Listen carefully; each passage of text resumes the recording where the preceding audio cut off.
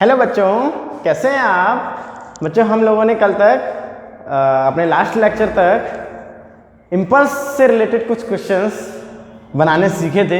Impulse क्या होता है, इम्पल्स मोमेंटम थ्योरम क्या होती है, और उस बेस पे हम लोग कैसे सवाल बनाते हैं। ठीक है, कुछ सिंपल क्वेश्चंस हम लोगों ने देखे, उसके बाद धीरे धीरे एक दो प्रॉब्लम्स अच्छी भी देखी।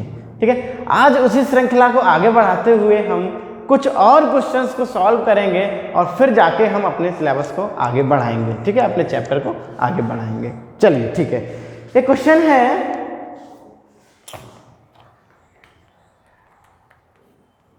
ए बॉल मूविंग विद मोमेंटम, एक बॉल का मोमेंटम दिया है, डायरेक्ट मोमेंटम दिया है, मास और वेलोसिटी अलग अलग नहीं दिया है। ठीक है, तो आज की क्लास आपको बहुत ध्यान से देखनी है। ठीक है, आज क्वेश्चंस थोड़ा सा पिछले क्लास के क्वेश्चन से थोड़ा सा कठिन होने वाले हैं, लेकिन उतना कठिन नहीं होंगे कि आप ना समझ पाएं। ठीक है, बिल्कुल। A ball moving with momentum 5 kilogram metre पर सेकेंड, एक बॉल का मोमेंटम दिया गया है, स्ट्राइक्स अगेंस्ट ए वॉल, एक दीवार से, ये मान लीजिए एक दीवार है, ये मान लीजिए एक दीवार है, और इस दीवार से एक बॉल जो है वो टकरा रही है इस प्रकार से, कड़क ऐसे, और टकराने के बाद ऐसे वो लौट जाती है, दीवार से टकरा के ऐसे लौट जाती है। ऐसे बॉल दीवार से टकरा रही है। ठीक है, बिल्कुल टकरा सकती है, ऐसे भी टकरा सकती है। और बॉल जब आ रही थी दीवार के पास, उस समय उसका मोमेंटम दिया है, वेलोसिटी की डायरेक्शन में ही मोमेंटम होता है, और वो दिया है 5। ठीक है, कितना मोमेंटम है? 5 है वो momentum. Strikes against a wall at an angle of 45 degree, at an angle of 45 degree, कितने एंगल पे वो टकराई? 45 डिग्री पे टकराई। बहुत इंपॉर्टेंट क्वेश्चन है बच्चों आपके लिए। ठीक है, and is reflected at the same angle, and is reflected at the same angle, यानी रिफ्लेक्शन एंगल वाला भी 45 डिग्री।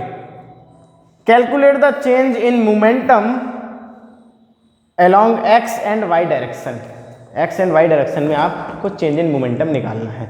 अच्छा, पहली बात तो बच्चों आपको पता होना चाहिए कि अभी तक जो हमने सवाल लगाए थे उसमें बॉल सीधी सीधी चलती थी, एक बैट से बॉल टकराती थी, लौट के आ जाती थी। बैट से टकराए या दीवार से टकराए एक ही बात है, कोई दिक्कत की बात नहीं है। लेकिन मोशन जो होता था एक्स डायरेक्शन में होता था या वाई डायरेक्शन में होता था। यहाँ पे मोशन बच्चों प्लेन में हो रहा है। मोशन किस में हो रहा है? प्लेन में हो रहा है। इसलिए उन्होंने ऐसे बोला है, calculate the change in momentum along x and y direction, दोनों ही डायरेक्शन में आपको चेंज इन मोमेंटम निकालना है। तो इस मोमेंटम का जो 5 मोमेंटम है, और जिसका मोमेंटम 5 है, एक बॉल है जिसका मोमेंटम 5 है, वो 5 मोमेंटम से टकराई बॉल और लौट भी आई, और लौटने के बाद भी उसका मोमेंटम 5 ही है, 5। ओके, तो टकराने से पहले बॉल का मोमेंटम 5, टकराने के बाद बॉल का मोमेंटम 5। लेकिन बच्चों ये जो मोमेंटम है वो लीनियर मोमेंटम है, और यहाँ पे मोशन लाइन में हो नहीं रहा है, मोशन किस में हो रहा है? प्लेन में हो रहा है। तो हमको क्या करना पड़ेगा? ये जो वेक्टर है मोमेंटम वाला वेक्टर, ना ही वो एक्स एक्सिस पे लाई कर रहा है, ना ही हमारी वाई एक्सिस पे लाई कर रहा है, तो हमको इस मोमेंटम वाले वेक्टर को रिजॉल्व करना पड़ेगा, उसके कंपोनेंट्स में उसको तोड़ना पड़ेगा, एक्स कंपोनेंट और वाई कंपोनेंट में। ठीक है, ओके। और इसको भी इनिशियली, ये सिचुएशन इनिशियल सिचुएशन है और ये सिचुएशन फाइनल सिचुएशन है, टकराने के बाद। ठीक है, तो मैं इस 5 को हटा देता हूं। बच्चों ये जो वेक्टर है हमारा, इस वेक्टर के 2 कंपोनेंट होंगे। एक कंपोनेंट ये एक्स डायरेक्शन में, suppose this is our x direction and this is our y direction. ठीक है, ये हमारी वाई एक्सिस है और ये हमारी एक्स एक्सिस है। क्लियर है सबको? एक्स एक्सिस हमारी हॉरिजॉन्टल एक्सिस ही रहे वो ज़्यादा अच्छा है, बच्चों को ज़्यादा अच्छे से समझ आ जाता है। वैसे तो हम अपनी एक्स एक्सिस कोई भी ले सकते हैं। ठीक है, और ये हमारी वाई एक्सिस है। चलिए, ये रहा मोमेंटम, जिसको हम बोलते हैं पेरेंट वेक्टर। इसके कंपोनेंट होंगे, एक कंपोनेंट एक्स डायरेक्शन में और एक कंपोनेंट वाई डायरेक्शन में। ओके, ये अगर 5 है, ये एंगल 45 डिग्री, तो ये एंगल भी 45 डिग्री। क्यों? Alternate interior angle. कैसा वाला? Alternate interior angle 45। तो ये हो जाएगा 5 का cos 45, जबकि ये वाला कंपोनेंट हो जाएगा 5 का sin 45। साफ बताइए, हमने आपको पहले भी बताया था कि वेक्टर और एंगल के साथ वाला जो कंपोनेंट होता है वो कॉस कंपोनेंट होता है। तो 5 का कॉस कंपोनेंट ये होगा, जबकि 5 का साइन कंपोनेंट ये वाला होगा। ठीक है, तो ये दोनों कंपोनेंट्स हम लोगों ने अलग कर लिए। चलिए भाई, ये मोमेंटम 5 है, इसका भी एक कंपोनेंट करिए x कंपोनेंट और ये y कंपोनेंट। चलिए भाई, ये हो जाएगा 5, ये एंगल कितना है 45 डिग्री, तो ये वाला एंगल भी 45 डिग्री होगा, ठीक है, करस्पॉन्डिंग होगा जो भी है 45 डिग्री। तो ये होगा 5 का कॉस कंपोनेंट, कॉस 45, और ये भी हो जाएगा 5 का साइन 45। तो इस प्रकार से हमने बच्चों मोमेंटम, लीनियर मोमेंटम के कंपोनेंट कर लिए, x component, y component, x component, y component. अब हमको क्या करना है, चेंज इन लीनियर मोमेंटम निकालना है, change in linear momentum along x and y direction. तो सबसे पहले हम y डायरेक्शन को देख लेते हैं। y डायरेक्शन को सबसे पहले हम देख लेते हैं, आसान है। तो y डायरेक्शन में इनिशियली कितना मोमेंटम था, ये y डायरेक्शन में है, ठीक है, आपको केवल ये वाला कंपोनेंट देखना है, ये x डायरेक्शन में है। अब इसको देखना ही नहीं है क्योंकि हमने इसको रिजॉल्व कर लिया है, इसको तोड़ लिया है इन दोनों में। अब इसको देखने की जरूरत ही नहीं है, हमने इसको तोड़ लिया है दो भागों में, ठीक है। अब पेरेंट को देखने की जरूरत ही नहीं है, हमने उनके जो कंपोनेंट्स हैं उसमें उसको तोड़ लिया है, क्योंकि वो आपको फिर कंफ्यूज करेगा, ठीक है। तो ये y डायरेक्शन में इनिशियली कितना था, 5 sin 45 initial momentum, y direction में इनिशियल मोमेंटम, y डायरेक्शन में इनिशियल मोमेंटम कितना है 5 cos 45, तो 5/√2 किलोग्राम मीटर पर सेकेंड, ठीक है। चलिए, फाइनल मोमेंटम कितना है y डायरेक्शन में, फाइनल मोमेंटम टकराने के बाद y डायरेक्शन में 5 sin 45, 5 sin 45 यानी 5/√2 किलोग्राम मीटर पर सेकेंड, kg मीटर पर सेकेंड, kg मीटर पर सेकेंड। तो चेंज इन मोमेंटम कितना हो गया अलोंग y डायरेक्शन, तो इनिशियली y डायरेक्शन में 5 sin 45 था और फाइनल टकराने के बाद भी 5 sin 45 ही है। तो चेंज इन मोमेंटम हो जाएगा delta p along y direction, वो कितना हो जाएगा, final momentum minus initial momentum, जो कि आंसर आएगा 0। अगर आप सेम क्वांटिटीज को घटाएंगे तो आंसर क्या आएगा, 0, चेंज हुआ ही नहीं। देखिए 5 sin 45 था, 5 sin 45 ही रहा, चेंज ही नहीं हुआ, मोमेंटम चेंज नहीं हुआ y डायरेक्शन में, किसी भी प्रकार का कोई मोमेंटम में चेंजमेंट नहीं आया। चलिए भाई, x डायरेक्शन में देख लेते हैं, x डायरेक्शन में भी देख लेते हैं, ठीक है। थोड़ा सा अच्छे सवाल हैं, अच्छे से आप सीखिए, समझिए, okay. x direction, initial momentum, initial momentum x direction में, ये इधर है और ये इधर है। देखिए जरा अपोजिट डायरेक्शन में है, तो हमने बताया था कहीं ना कहीं हमको एक की तरफ माइनस लगाना पड़ेगा, चाहे इसको माइनस ले लो चाहे इसको माइनस ले लो, किसी एक को तो माइनस लेना ही पड़ेगा। Let's call this is our positive direction, तो ये हमारी कैसी हो जाएगी, नेगेटिव डायरेक्शन। जबकि यहाँ देखिए डाउनवर्ड था, तो ये इसमें माइनस की बात ही नहीं आती, सेम डायरेक्शन में है इसलिए। तो 5 cos 45 इनिशियली कितना है, 5 cos 45 यानी 5/√2 किलोग्राम मीटर पर सेकेंड, और फाइनल कितना है, फाइनल मोमेंटम x डायरेक्शन में, x कंपोनेंट बताइए, -5 cos 45 यानी -5/√2 किलोग्राम मीटर पर सेकेंड, ठीक है, बिल्कुल। तो चेंजमेंट निकालना है हमको y डायरेक्शन में, तो चेंजमेंट क्या होगा, फाइनल माइनस इनिशियल। हमेशा चेंजमेंट कैसे निकालते हैं, फाइनल में से इनिशियल घटा के। तो change in momentum along x direction, p final minus p initial, तो माइनस का 5/√2 माइनस 5/√2, तो आंसर क्या आएगा, 2 × 5/√2 यानी 5√2 माइनस में किलोग्राम मीटर पर सेकेंड। इतना मोमेंटम चेंज हो गया x डायरेक्शन में, y डायरेक्शन में कोई चेंज नहीं हुआ, x डायरेक्शन में चेंज हुआ। इस सवाल को हम आगे भी बढ़ा सकते हैं बच्चों। चेंज इन मोमेंटम होता है इम्पल्स, आपसे पूछ सकते थे what is the impulse along y direction and x direction. जब ये टकराया है तो फोर्स लगेगा, और फोर्स के कारण कुछ ना कुछ इम्पल्स वगैरह जरूर बनेगा, क्योंकि टाइम भी है, कांटेक्ट होने में कुछ ना कुछ टाइम भी लगा होगा दीवार के साथ। तो बाई डायरेक्शन में चूंकि इंपल्स चेंज ही नहीं हुआ है तो हम बोलेंगे कि बाई डायरेक्शन में मोमेंटम चेंज नहीं हुआ है तो हम बोलेंगे बाई डायरेक्शन में कोई भी इंपल्स नहीं है। जो भी इंपल्स है वो एक्स डायरेक्शन में ही है। जो भी फोर्स दीवार लगा रही है बॉल पे, जिस समय बॉल टकराएगी, ऐसे करके बॉल टकराएगी, उस समय दीवार ने बॉल पे एक्स डायरेक्शन में ही फोर्स लगाया होगा, बाई डायरेक्शन में फोर्स नहीं लगाया होगा। कोई फोर्स का कंपोनेंट बाई डायरेक्शन में नहीं होगा, पूरा का पूरा फोर्स एक्स डायरेक्शन में होगा। अगर बाई डायरेक्शन में जरा भी फोर्स होता तो बाई डायरेक्शन में भी मोमेंटम चेंज हो जाता, क्योंकि फोर्स होता है तो मोमेंटम चेंज हो जाता है, लेकिन बाई डायरेक्शन में मोमेंटम चेंज नहीं हुआ। ठीक है, बिल्कुल। तो इस सवाल को हम इस तरीके से बना सकते हैं, काफ़ी अच्छा सवाल है। एनसीईआरटी में भी ऐसा एक सवाल दिया गया है, बहुत सारे कॉम्पिटिशन्स में भी पूछा जा चुका है। ये सिंपल सवाल है, एक सरल सवाल है। चलिए, वेरी गुड। अगला क्वेश्चन देखते हैं, काफ़ी अच्छा क्वेश्चन है। A machine gun has mass 20 kilogram. एक मशीन गन है, एक गन है 20 किलो की। कितने किलो की? 20 किलोग्राम की एक गन है। कितने किलोग्राम की गन है? 20 किलोग्राम की गन है। ठीक है, मैं थोड़ा बड़ा लिख देता हूं, 20 किलोग्राम। चलिए, a machine gun has mass 20 kilogram, it fires 30 gram bullets. ये क्या निकालती है? गोलियां निकालती है भाई। मशीन गन की एक ही काम है, गोलियां निकालना। 30 ग्राम की गोलियां निकल रही है इससे, at the rate of 400 bullets पर सेकेंड। एक सेकेंड में 400 गोलियां निकल रही हैं। हम तो कर भी नहीं पाएंगे एक सेकेंड में 400 बार। एक सेकेंड में 400 गोलियां निकल रही हैं। 30 ग्राम की 400 गोलियां। तो हम 400 तो नहीं बना सकते, लेकिन एक तो जरूर बना सकते हैं। 30 ग्राम की 30 ग्राम की गोली निकल रही है 400 एक सेकेंड में, विद स्पीड ऑफ 400 मीटर पर second. With speed of 400 metre पर सेकेंड।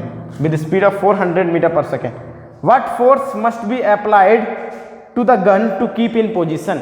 इस गन को पोजीशन में रखने के लिए कितना फोर्स लगाना पड़ेगा गन को साधने के लिए? बच्चों, आपको पता होगा जब भी गोलियां चलती हैं तब गन जो होती है वो गोली पे फोर्स लगाती है अंदर ही अंदर। तो सीधी सी बात है, रिएक्शन भी होगा जिस कारण से गन भी पीछे की तरफ जाएगी, है कि नहीं? गन ने गोली को आगे फेंका तो गोली गन को पीछे की तरफ फेंकेगी।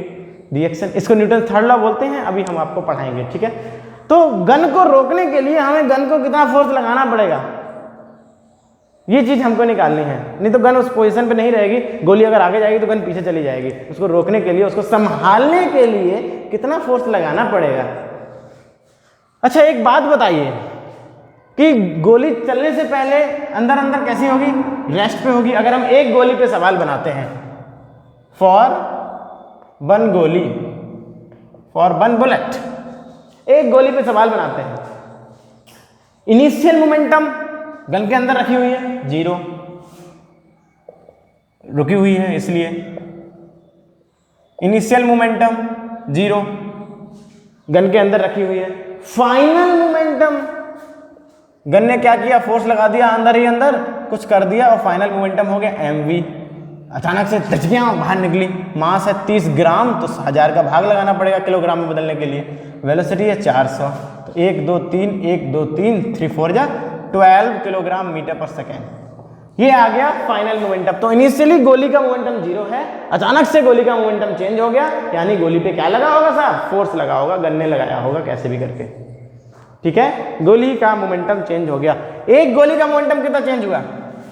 Change in momentum of one गोली 12 माइनस 0, फाइनल माइनस इनिशियल, कितना आएगा? 12। एक गोली का मोमेंटम कितना चेंज हो गया? 12। एक सेकेंड में कितनी गोलियां निकल रही हैं? एक सेकेंड में साहब 400 गोलियां निकल रही हैं। तो एक सेकेंड में टोटल कितना मोमेंटम चेंज हो गया?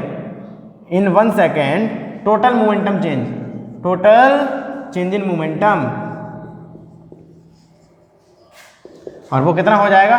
400 इंटू 12, क्योंकि एक गोली का अगर 12 चेंज होता है मोमेंटम, एक गोली की कैलकुलेशन हमने की है, इनिशियल मोमेंटम 0, फाइनल मोमेंटम 12, तो चेंज इन मोमेंटम 12। एक गोली का अगर मोमेंटम 12 चेंज होता है तो 400 गोलियां निकल रही हैं एक सेकेंड में। एक सेकेंड में टोटल कितना मोमेंटम चेंज हो जाएगा? 400 गुणा 12, 12 चौको 4800, 4800 आ जाएगा आपका total change in momentum in 1 second, 1 second में। ठीक है, चलिए भाई, फोर्स क्या होता है? क्या आपको पता है? According to Newton second law, force is change in momentum upon time. Time हमें पता चल गया 1 सेकेंड में, और 1 सेकेंड में टोटल मोमेंटम कितना चेंज हुआ है? 4800। तो आपको कितना फोर्स लगाना पड़ेगा? 4800 न्यूटन, 4800 न्यूटन आपको इतना फोर्स लगाना पड़ेगा उस गन पे, उसको वहीं पे रखने के लिए। ठीक है, हालांकि ये जो फोर्स आया है वो फोर्स आया है कि गन ने गोली पे कितना लगाया 1 सेकेंड में फोर्स। अब गन ने जो गोली पे लगाया होगा वही गोली ने गन पे लगाया होगा, रिएक्शन भी उतना ही होता है जितना एक्शन होता है, इसलिए जो गन है उस पर भी इतना ही फोर्स लगा होगा, तो उसको रोकने के लिए हमको भी उस पर उतना ही फोर्स लगाना पड़ेगा। इसलिए आंसर 4800 अगर कैलकुलेशन सही है तो। बिल्कुल, शाबाश, बहुत अच्छा सवाल, मजेदार सवाल, बहुत बढ़िया सवाल, काफी बढ़िया, शाबाश। अगला सवाल देखिए बच्चों, एक ग्लास बॉल, कांच की एक बॉल है, ठीक है, कंचा type, whose mass is 10 gram. एक glass ball whose mass is 10 gram. एक glass ball whose mass is 10 gram. एक glass ball whose mass is 10 gram falls from a height of 40 metre, गिरती है, falls from a height of 40 metre and rebounds to a height of 10 metre. ऐसे गिरती है, टक टक टक टक टक टक टक टक टक, rebounds to a height of 10 metre. केवल 10 मीटर तक उठ पाई, 40 मीटर से गिरी और केवल 10 मीटर तक उठ पाई। एनर्जी लॉस हो जाती है बहुत सारी गिरने पर। जिस समय गिरते हैं उस समय बहुत सारा फ्रिक्शनल लॉस होता है, साउंड एनर्जी का लॉस होता है, बहुत सारी हीट एनर्जी प्रोड्यूस हो जाती है, इसलिए बहुत सारी एनर्जी लॉस हो जाती है उसकी। इसीलिए जहां से छोड़ते हैं वहां तक नहीं पहुंचती, थोड़ा नीचे ही पहुंच पाती है। अच्छा भाई, सवाल तो ये है, find the impulse of force between ball and floor. Ball और फ्लोर के बीच में कुछ ना कुछ तो हुआ है, फोर्स लगा होगा जब बॉल नीचे गिरी होगी।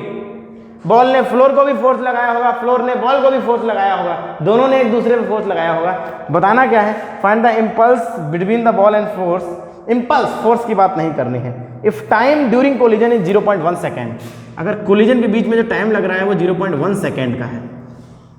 कितने सेकेंड तक बॉल जो है वो जमीन से छुई रही? 0.1 सेकेंड तक। तो गिरी, उठी, 0.1 सेकेंड हो गया, इतना टाइम लगा, और इसके बीच में उस पर फोर्स वगैरह भी लग गया होगा। इम्पल्स बताना है भाई। अच्छा भाई, फोर्स दिया नहीं है, इम्पल्स हम दो तरीके से निकाल सकते हैं, फोर्स इनटू टाइम। इम्पल्स हम दो तरीके से निकाल सकते हैं, एफ डेल्टा टी। फोर्स दिया नहीं, डेल्टा टी दिया है, तो हम नहीं निकाल पाएंगे क्योंकि फोर्स नहीं दिया है। एक और तरीका है इम्पल्स निकालने का, change in momentum, final momentum minus initial momentum. गिरते समय इसका मोमेंटम क्या था और उठते समय इसका मोमेंटम क्या था। अगर हमें ये पता चल जाए, इसको हम बोलेंगे फाइनल मोमेंटम उठते समय, और इसको बोलेंगे इनिशियल मोमेंटम गिरते समय। तो 0.1 सेकेंड के लिए ये तो इनिशियल होगा, शुरुआती, उसके बाद 0.1 सेकेंड उसका लगा, उसके बाद ये उठ गया, तो ये फाइनल मोमेंटम और ये इनिशियल मोमेंटम। अगर आपको ये फाइनल और इनिशियल मोमेंटम पता चल जाए तो आप बड़े आराम से इम्पल्स निकाल लेंगे। तो उसके लिए हमको कहाँ जाना पड़ेगा? चैप्टर नंबर 3 के पास, अपनी इक्वेशंस ऑफ मोशन के पास। यहाँ लिख लें ए, यहाँ लिख लें बी, यहाँ लिख लें सी, यहाँ लिख लें डी। ए से लेके बी तक का मोशन पढ़ना है और हमें बी पे वेलोसिटी निकालनी है। जो ए से बी की वेलोसिटी होगी, वो वेलोसिटी जो बी पे जो होगी वही वेलोसिटी हमें चाहिए, और सी पे वेलोसिटी चाहिए क्योंकि मास तो दिया गया है। तो क्या दिया गया है? अगर हम ए से बी तक का मोशन पढ़ें तो इनिशियल वेलोसिटी 0, ए पे वेलोसिटी क्योंकि वो ड्रॉप हो रहा है, एक्सीलरेशन 9.8 की जगह हम 10 ले लेते हैं मीटर पर सेकेंड स्क्वायर, क्योंकि हमको केवल फिजिक्स सीखना है अभी इस टाइम, ठीक है। और डिस्प्लेसमेंट कितना हो रहा है? 40 मीटर का हो रहा है। फाइनल वेलोसिटी हमको निकालनी है बी पॉइंट पे। तो कौन सी इक्वेशन लगाएं? वी एस ए यू, कोई भी लगा देते हैं, टाइम नहीं दिया गया तो फिर हम लास्ट लगा लें, v square is equal to u square plus 2AS। V square is equal to u square यानी 0 का स्क्वायर, ए पे क्या स्पीड थी उसका स्क्वायर, ए से बी तक का केवल देख रहे हैं अभी, ठीक है बच्चों, प्लस 2 इंटू ए इंटू एस। तो आंसर आएगा 2 10 जा 400 2 जा 800। तो वेलोसिटी आएगी अंडर रूट 800 मीटर पर सेकेंड। ये आ गई बच्चों इनिशियल वेलोसिटी। ए से बी तक का देखें तो फाइनल वेलोसिटी है, लेकिन हमको तो इतना मोशन पढ़ना है, केवल इतना हमारा पॉइंट ऑफ इंटरेस्ट है, यहीं पे हम इंटरेस्ट अपना रख रहे हैं। तो हमें इनिशियल वेलोसिटी पता चल गई, बस ये और पता चल जाए तो हमको इनिशियल मोमेंटम भी पता चल जाएगा और फाइनल मोमेंटम भी पता चल जाएगा। Very good, very good. तो अब हम सी से डी तक का मोशन पढ़ेंगे। अंडर रूट 800 याद रखिएगा, ठीक है, अंडर रूट 800 याद रखिएगा डाउनवर्ड डायरेक्शन में, क्योंकि वेक्टर क्वांटिटी है तो ध्यान रखना पड़ता है। सी से रिलेटेड डी का मोशन पढ़िए। इनिशियल वेलोसिटी हमें नहीं पता, वही तो निकालनी है। सी पे क्या वेलोसिटी, डी पे पता 0, फाइनल वेलोसिटी 0, एक्सीलरेशन पता -10 मीटर पर सेकेंड स्क्वायर और डिस्टेंस पता 10 मीटर। तो v square is equal to क्या होता है, u square plus 2as। V square is equal to u square plus 2as। तो आप सी से लेकर डी तक का मोशन पढ़िए जरा। फाइनल वेलोसिटी 0 का स्क्वायर बराबर यू स्क्वायर इनिशियल, यही हमें चाहिए, प्लस 2 इंटू माइनस का 10 इंटू 10। डिस्प्लेसमेंट भी 10 हुआ था शायद, 10, ठीक है।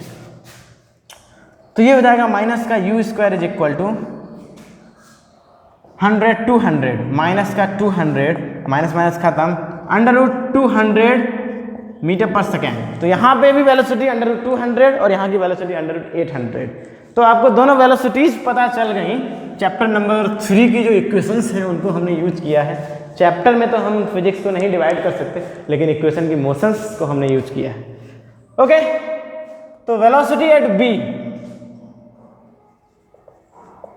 अंडर रूट 800 मीटर पर second, velocity at C under root 200 metre पर सेकेंड। हम यहाँ पे माइनस लगाएंगे क्योंकि एक डाउन बार्ड है और एक अप बार्ड है, तो किसी ना किसी एक को माइनस और किसी ना किसी एक को प्लस देना पड़ेगा, क्योंकि अपोजिट वाला मामला है और हम इन दोनों को ही पढ़ रहे हैं एक ही क्वेश्चन में, ठीक है। अभी तक तो इसको अलग पढ़ा था, इसको अलग पढ़ा था, अलग बात थी। एक ही क्वेश्चन में दोनों को अब देख रहे हैं, एक ही साथ देख रहे हैं दोनों को। तो आपको वेलोसिटी पता है तो इनिशियल मोमेंटम आप निकाल लेंगे। मोमेंटम एट सी, मोमेंटम एट बी, बी पे जो मोमेंटम होगा गिरते समय, जस्ट टच होते समय, मास इंटू वेलोसिटी। मास कितना था इसका, 10 ग्राम, ऊपर लिखा हुआ है 10 ग्राम, ठीक है। 10/1000 इंटू वेलोसिटी आई है रूट 800। काफी गंदा है लेकिन आंसर है, ठीक है। ऐसे ही आप लिखेंगे मोमेंटम एट सी, मास इंटू वेलोसिटी 200 और ये आएगा माइनस में किलोग्राम मीटर पर सेकेंड, ठीक है। तो इस तरीके से आपको इनिशियल मोमेंटम और फाइनल मोमेंटम मिल जाते हैं। अब करना क्या है, आपको इम्पल्स निकालने के लिए माइनस कर देना है।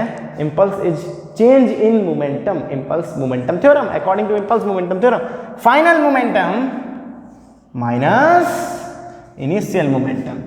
बस कैलकुलेशंस आपको कैलकुलेटर से हो सकता है करना पड़ जाए, लेकिन वो कोई बड़ी बात नहीं है, कोई बड़ा इश्यू नहीं है, आप लोग वो कर सकते हैं, ठीक है।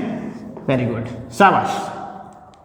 हमको सवाल देखना था कि हमको सवाल कैसे बनाना है, ठीक है, जो कि बहुत आसान था और बड़े आराम से बन गया।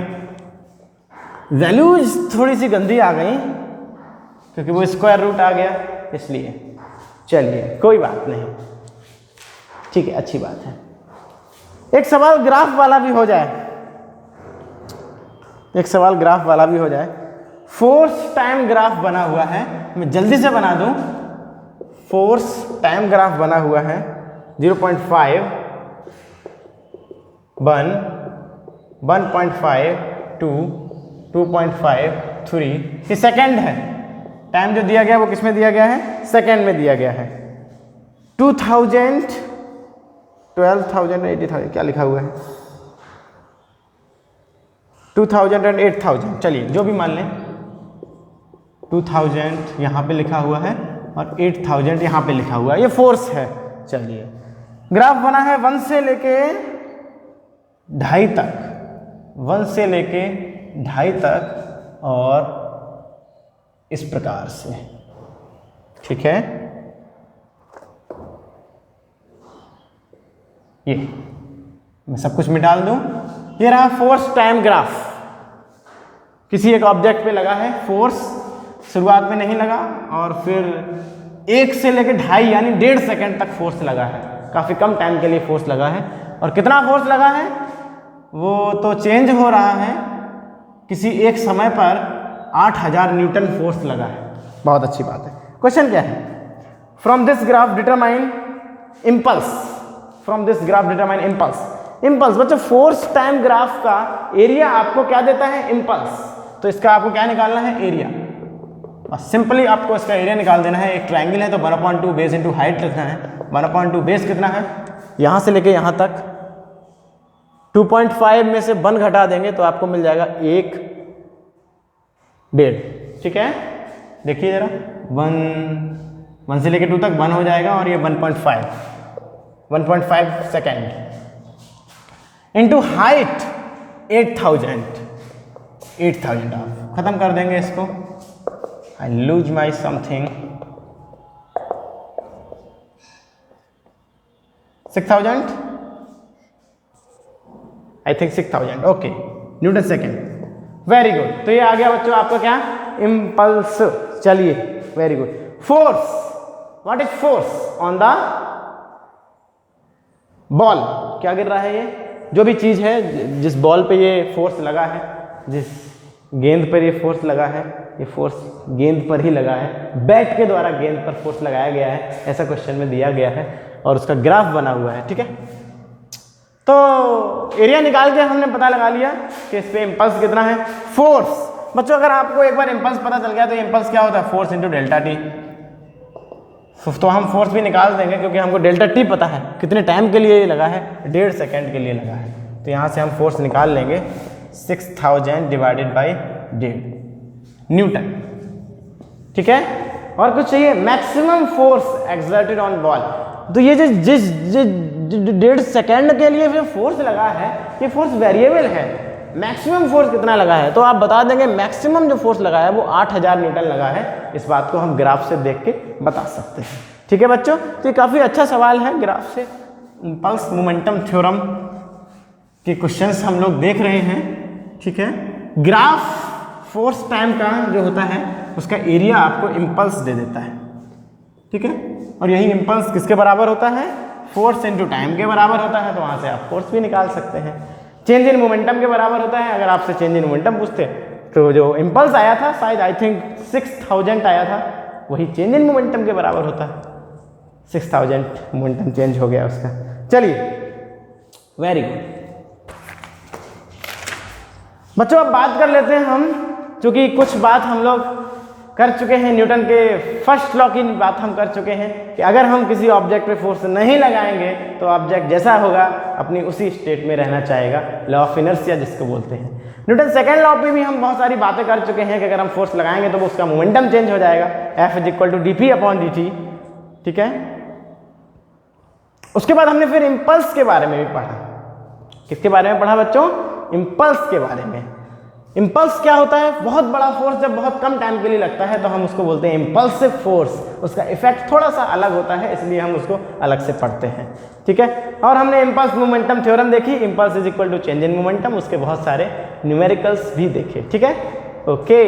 अभी आता है बच्चों न्यूटन का तीसरा नियम, Newton's third law. Every action has equal and opposite reaction. ये केवल फिजिक्स की दुनिया के लिए ही नहीं सही है, फिजिक्स की दुनिया के लिए ही सही है, क्योंकि फिजिक्स की दुनिया मीन्स आपका पूरा का पूरा नेचर। जहां भी एक्शन होगा आपको अपोजिट रिएक्शन दिखाई देगा। बिल्कुल क्लियर बात है। अगर हम फोर्स की बात करें न्यूटन्स थर्ड लॉ में, मान लीजिए हमने इस हाथ पर फोर्स लगाया, इस हाथ से, तो एक्शन इस डायरेक्शन में है, जो कि किस पे लगा है, इस पंजे पे लगा है, पाम पे लगा है, इस प्रकार से। तो एक्शन इस डायरेक्शन में है और उसी समय जिस समय एक्शन लग रहा था रिएक्शन भी लग रहा था इस डायरेक्शन में। जरूर यकीन मानिए, आप बार बार मारेंगे तो इस पे भी चोट लग रही है। ऐसा नहीं है कि केवल इसी पे चोट लग रही है, इसी में दर्द होगा, इसमें भी दर्द होने लगेगा। दोनों सरफेसेस पे फोर्स लगता है, दोनों ऑब्जेक्ट पे फोर्स लगता है। मान लीजिए आपके पास एक दीवार है और उस दीवार में आप हैमर मार रहे हैं हथौड़े को, तो हथौड़ा जो दीवार में लगेगा ऐसे करके टन, तो जो एक्शन लगाएगा दीवार पे, जो फोर्स लगाएगा उसको हम एक्शन नाम दे सकते हैं। उसी समय दीवार भी हथौड़े पे फोर्स लगा रही होगी। ध्यान दीजिए बच्चों, एक्शन और रिएक्शन दोनों अलग अलग ऑब्जेक्ट पे लगते हैं। एक्शन जो है वो हथौड़ा लगा रहा है दीवार पे, रिएक्शन जो है वो दीवार लगा रही है हथौड़े पे, ठीक है। तो एक्शन और रिएक्शन दोनों अलग अलग ऑब्जेक्ट पे लगते हैं, एक दीवार पे लग रहा है और एक हथौड़े पे लग रहा है। हाँ, ये दोनों ही कैसे होते हैं, इक्वल एंड अपोजिट होते हैं। ये बात हम लोगों ने छोटी कक्षाओं में भी पढ़ी हुई है। Every action has equal and opposite reaction, ठीक है, बिल्कुल। तो अगर हम कहीं इस पे सिर मार रहे हैं तो एक्शन इसके अंदर है, ठीक है, हम फोर्स लगा रहे हैं इस पे, उस समय केवल हम इस बोर्ड को फोर्स नहीं लगा रहे हैं, बोर्ड भी हमारी खोपड़ी पे फोर्स लगा रहा होगा अपोजिट डायरेक्शन में, ठीक है, बिल्कुल। और इसके बहुत सारे एप्लीकेशंस हैं, इसके बहुत सारे यूजेस हैं हमारे नेचर में, हम लोग इसका बहुत सारा यूज करते हैं। बहुत सारे एग्जांपल्स हम देखेंगे अभी जो कि न्यूटन थर्ड लॉ से रिलेटेड होंगे। सबसे पहली बात तो अगर हम बहुत कॉमन सा एग्जांपल देखें कि अगर एक टेबल है और उस टेबल पर एक बुक रखी हुई है, मान लीजिए ये टेबल है और इस टेबल पे एक बुक रखी हुई है, बुक रखी हुई है, तो ये बुक अपने वजन के कारण से, मान लीजिए ईंट रखी हुई है, बहुत भारी ईंट, तो अपने वजन के कारण से टेबल को दबा रही होगी, ये ईंट अपने वजन के कारण से टेबल को दबा रही होगी, प्रेस कर रही होगी। ईंट ने टेबल पे फोर्स लगाया होगा तो टेबल भी ईंट पे फोर्स लगाएगी अपोजिट डायरेक्शन में, ठीक है, जिसको हम क्या बोलेंगे, रिएक्शन। और इसको हम क्या बोल सकते हैं, mg, इसको हम बोल सकते हैं एक्शन। क्या बोल सकते हैं इसको, एक्शन, और इसको रिएक्शन। एक्शन जो ईंट ने टेबल को दबाया, टेबल पे फोर्स लगाया, और टेबल ने जो ईंट पे लगाया होगा उसको बोलेंगे रिएक्शन। बच्चे कहेंगे कि हम कैसे माने कि टेबल भी ईंट पे लगा रही है। तो बच्चों आप एक बात तो समझते हैं, क्या समझते हैं, बड़ा सिंपली हम इस चीज को प्रूव कर देंगे।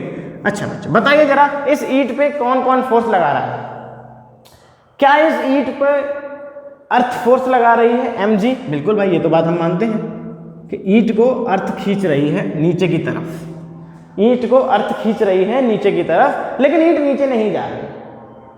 हर चीज को नीचे खींचती है, इस मार्कर को नीचे खींचती है, मार्कर नीचे चला जाता है, मार्कर को नीचे खींचती, मार्कर नीचे चला जाता है। ईंट क्यों नहीं नीचे जा रही? फोर्स लग रहा है तो उसका इफेक्ट क्यों नहीं दिख रहा, एक्सीलरेशन क्यों नहीं दिख रहा, वो रेस्ट पे क्यों है ईंट? फोर्स लगेगा तो रेस्ट पे तो नहीं रह सकती, जरूर एक्सीलरेशन होगा, फोर्स होगा तो एक्सीलरेशन होगा। F=ma, देखिए आप एक्सीलरेशन दिख रहा है, तुरंत मोशन दिखने लगा। जैसे ही हम छोड़ते हैं अर्थ अपनी तरफ खींच लेती है, तो इसको क्यों नहीं खींच पा रहे? ये रेस्ट पे है, इसका मतलब इस पे फोर्स जीरो है।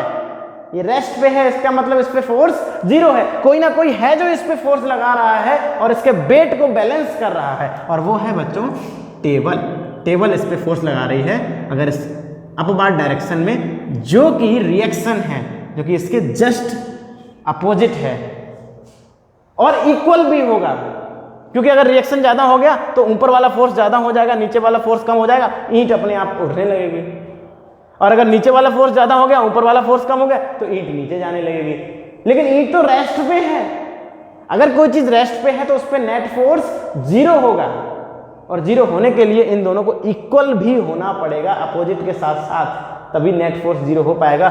ऊपर की तरफ अगर नीचे की तरफ 20 न्यूटन है इसका वेट, तो ऊपर की तरफ जो फोर्स लग रहा होगा वो भी 20 न्यूटन ही लग रहा होगा, इक्वल होगा एंड अपोजिट होगा, तभी जाके नेट फोर्स इस ईंट पे क्या हो पाएगा, जीरो हो पाएगा। और जीरो होगा क्यों? क्योंकि वो रेस्ट पे है और वो हमको दिख रहा है और उसमें कोई शंका नहीं है, क्योंकि सीइंग इज बिलीविंग, जो हम देखते हैं उसी पे विश्वास करते हैं। हमको दिख रहा है कि ईंट रेस्ट पे है, तो अब कोई ये क्वेश्चन नहीं पूछ सकता कि एक्शन है तो हम कैसे माने रिएक्शन है, क्योंकि ईंट रेस्ट पे है, वेट के कारण से ईंट नीचे नहीं जा रही। जबकि अगर केवल एक ही फोर्स होता यहाँ पे mg, तो ईंट को नीचे चला जाना चाहिए था। जरूर कोई ना कोई दूसरा फोर्स है जो ईंट को रोका है, जो कि उसको ऊपर की तरफ धक्का मार रहा होगा mg के जितना ही, उसको साधे हुए है, सपोर्ट किए हुए है, ईंट पे फोर्स लगा रहा है अपोजिट डायरेक्शन में, और ईंट पे नेट फोर्स क्या हो रहा होगा, जीरो हो रहा होगा, तभी जाके वो रेस्ट पे है। ठीक है बच्चों, ओके। तो एक्शन रिएक्शन पेयर आप देख सकते हैं। अगर मैं पेयर को बनाऊंगा, एक्शन रिएक्शन पेयर को, तो मुझे डायग्राम बहुत ही क्लियरली बनाना पड़ेगा। ये टेबल होगी, ठीक है, और ये ईंट होगी। ईंट ने टेबल पे लगाया, वो मुझे टेबल पे फोर्स बनाना पड़ेगा ऐसे नीचे की तरफ, और टेबल ने जो ईंट पे लगाया होगा वो ईंट पे बनाना पड़ेगा ऊपर की तरफ, ठीक है। नीचे होगा एक्शन और ऊपर होगा क्या, रिएक्शन, ठीक है बच्चों। बिल्कुल, ये एक्शन रिएक्शन आपको हर जगह दिखाई देता है। जैसे ये मेरे पास एक बुक है, ठीक है, सिंपल सी बुक। अगर मैं इस बुक को छोड़ दूं तो ये बुक नीचे आ जाती है, क्योंकि mg है, नीचे की तरफ फोर्स है इस पे, इसका mg कुछ ना कुछ है जो कि उसको नीचे की तरफ खींच रहा है। ग्रेविटी वर्क्स, तो उसको हम साधे हुए हैं। बुक तो रेस्ट पे आ गई है, बुक अगर रेस्ट पे है तो बुक पे नेट फोर्स क्या होगा, 0।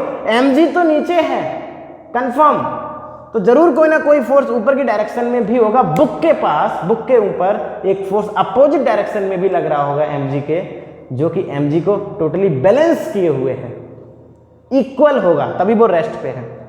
कोई ये नहीं कह सकता कि रिएक्शन ज्यादा होता है, क्योंकि अगर रिएक्शन ज्यादा होगा तो बुक ऊपर चली जाएगी, ठीक है। बुक तो रेस्ट पे रखी हुई है, ठीक है। वहां पे जो अभी ईंट रखी हुई थी वो ऐसी थी, रेस्ट पे थी, तो रिएक्शन ना कम होता है ना ज्यादा होता है, ठीक है बच्चों। बिल्कुल, आप इसका एक एक्टिविटी भी देख सकते हैं, जैसे कि ये मेरे पास मार्कर है। मैं इस मार्कर को, अगर आपको यहाँ पे दिख रहा हो ये दीवार, मैं इस मार्कर को इस दीवार पे मारूंगा तो ये मार्कर दीवार पे क्या लगाएगा, एक्शन, ठीक है। दीवार पे फोर्स लगाएगा जिसको मैं नाम दूंगा एक्शन। दीवार भी इस मार्कर पे फोर्स लगाएगी जिसको हम क्या नाम देंगे, रिएक्शन। जिस कारण से इस मार्कर का जो कैप होगा वो कैप खुल जाएगा अपने आप, ठीक है। बिल्कुल, इस रिएक्शन के कारण। अगर ये रिएक्शन ना होता, केवल मार्कर ही दीवार पे फोर्स लगाता, तो दीवार धीरे धीरे टूट जाती। लेकिन बच्चों मार्कर को भी चोट लगती है, इसका मतलब मार्कर पे भी फोर्स होता है, एक्शन होता है तो रिएक्शन भी होता है, और ये मार्कर खुल जाएगा, ठीक है। तो अभी ये मार्कर कैसा है, बंद है अच्छी तरीके से। अगर मैं यहाँ पे तेजी से मारूं तो ये ओपन हो जाता है रिएक्शन फोर्स के कारण, ठीक है। मैं इसको एक बार और दिखा सकता हूँ, क्योंकि जगह नहीं है, आपके कैमरे का व्यू थोड़ा ज़्यादा नहीं है। तो इस तरीके से रिएक्शन फोर्स के कारण इसका ये जो कैप है, ये कैप बाहर आ जाता है। किसके कारण, दीवार जो इस मार्कर पे फोर्स लगाती है उस फोर्स के कारण। ओके बच्चों, तो आई थिंक आप न्यूटन्स लॉस को एंजॉय कर रहे होंगे। Newton's first law, second law, third law को बड़े आसानी से, उनके सारे के सारे न्यूमेरिकल्स को भी आप समझ रहे होंगे किस तरीके से। और ये जो अभी हमने देखा वो न्यूटन का थर्ड लॉ का एक छोटा सा एक्सपेरिमेंट तो नहीं बोल सकते इसको हम, डेमोन्स्ट्रेशन, ओके, क्योंकि एक्सपेरिमेंट पहली बार होता है। न्यूटन थर्ड लॉ से रिलेटेड हमारे पास बहुत सारे एग्जांपल्स हैं, जैसे रॉकेट का उड़ना। रॉकेट हवा को नीचे की तरफ फोर्स मारता है, हवा रॉकेट गैस, जो गैस होती है उस गैस को बहुत तेजी से नीचे की तरफ फेंकता है, गैस रॉकेट को ऊपर की तरफ फोर्स लगाती है और रॉकेट ऊपर उड़ने लगता है, ठीक है। हमारे बगीचों में एक बहुत ही बढ़िया पाइप होता है इस प्रकार का, जिसमें यहाँ पे नोजल होता है, इधर से पानी निकलता है बहुत तेजी से, यहाँ से ऐसे पानी, इन नोजल से पानी बाहर निकलता है और पाइप उल्टा रोटेट करने लगता है, ठीक है। ये पूरा का पूरा आयरन का बना होता है, ये पूरा का पूरा आयरन का होता है, और जैसे ही पानी निकलता है ये अपने आप घूमने लगता है चारों तरफ, गोल गोल गोल गोल गोल गोल गोल गोल घूमने लगता है। ऐसा क्यों? क्योंकि ये भी यहाँ भी वही आपके रॉकेट वाली बात लगी हुई है। ये जो पाइप है वो पानी को धक्का मारता है आगे की तरफ, तो पानी पाइप को पीछे की तरफ धक्का मारता है, रिएक्शन, और इस कारण से पाइप पीछे की तरफ मुड़ जाता है।